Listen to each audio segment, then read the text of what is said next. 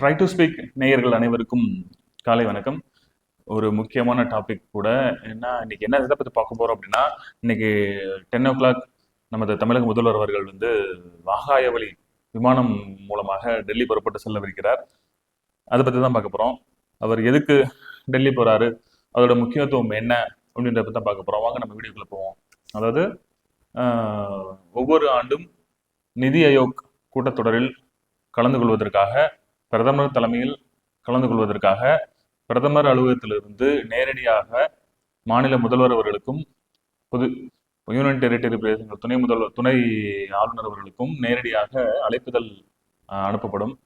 அந்த அழைப்பை வந்து முறையாக அந்தந்த மாநில முதல்வர்கள் பெற்றுக்கொண்டு அந்த கூட்டத்தில் கலந்து கொள்வதற்காக செல்வார்கள். அங்கு சென்று தன் மாநிலத்திற்கு தேவையான திட்டங்களுக்கும் மற்றும் பிற ஏற்கனவே வழங்கப்படாத திட்டங்களுக்கான நிதிகளை வளர்ச்சிக்கான பணிகள் குறித்து விவாதிப்பாங்க. ஸோ அந்த விவாதத்தில் வந்து பிரதமர் தலைமையில் நடந்துட்டு அவர் வந்து அதை கலந்து ஆலோசித்து அந்தந்த மாநில முதல்வர் வைக்கின்ற கோரிக்கையை பொறுத்து அவர்கள் வந்து நிதி அலோகேட் பண்ணுவாங்க. இதுதான் அந்த நிதி ஆயோக் குழுவோட நோக்கம்.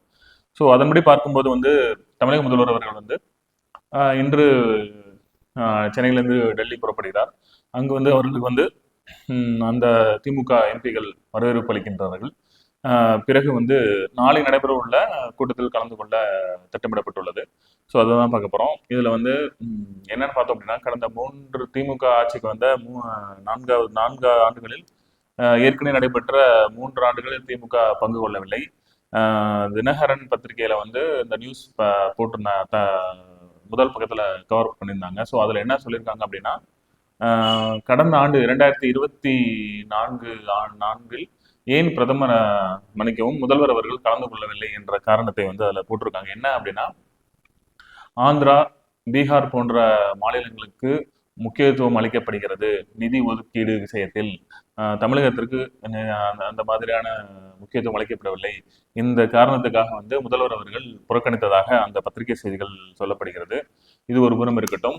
அதே போல அந்த 2023, 22 ஆகிய காலகட்டங்களில் ஏன் முதல்வர் அவர்கள் பங்கு கொள்ளவில்லை என்ற விளக்கம் அதில் தெரிவிக்கப்படவில்லை. ஸோ அதன்படி பார்க்கும்போது இந்த ஆண்டு முதல்வர் அவர்கள் கலந்து கொள்வது முக்கியத்துவம் வாய்ந்ததாக சொல்லப்படுகிறது. என்ன அப்படின்னா, தமிழகத்திற்கு தேவையான நிலுவையில் உள்ள நிதியை பெற்று தருவதற்காகவும் முதல்வரின் டெல்லி பயணத்தை எதிர்க்கட்சித் தலைவர் எடப்பாடி பழனிசாமி அவர்கள் விமர்சனம் செய்துள்ளார்.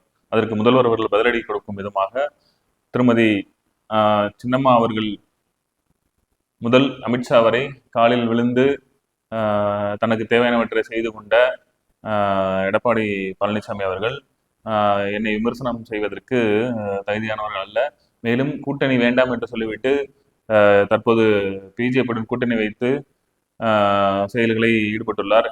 இவர் என்னை பற்றி விமர்சனம் செய்யக்கூடாது. நான் செல்வதற்கான முக்கிய நோக்கம் தமிழகத்திற்கு தேவையான நிலுவையில் உள்ள நிதியை பெறுவதற்காகவே என்று சொல்லி ஒரு பதிலடி கொடுத்துள்ளார்.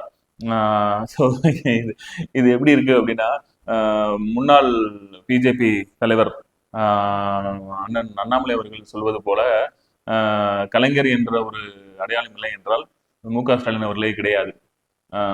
ஸோ அதே போலதான் அதையும் சற்று நம்ம உற்று நோக்க வேண்டும். கலைஞர் அவர்கள் இல்லை என்றால், ஏன்னா கலைஞரில் புதல்வன் என்ற அடிப்படையில் தான் முதல்வர் அவர்கள் அந்த டேக்கோட தான் அவர் வர்றாரு, உள்ள என்ட்ரி ஆறாரு. ஸோ அதனால வந்து இதையும் நம்ம ஒரு புறம் பார்க்க வேண்டும். ஸோ எது எப்படியோ நாளை நடைபெற உள்ள நிதி கூட்டத்தில் நமது முதல்வர் அவர்கள் பங்கு பெற்று நிதியை பெற்றுக்கொண்டு வருகிறாரா இல்லையா என்பதை அடுத்த நாள் நாம் பார்க்கலாம். வீடியோ பிடிச்சிருந்தா லைக் பண்ணுங்க, ஷேர் பண்ணுங்க, கமெண்ட் பண்ணுங்க. Thank you very much.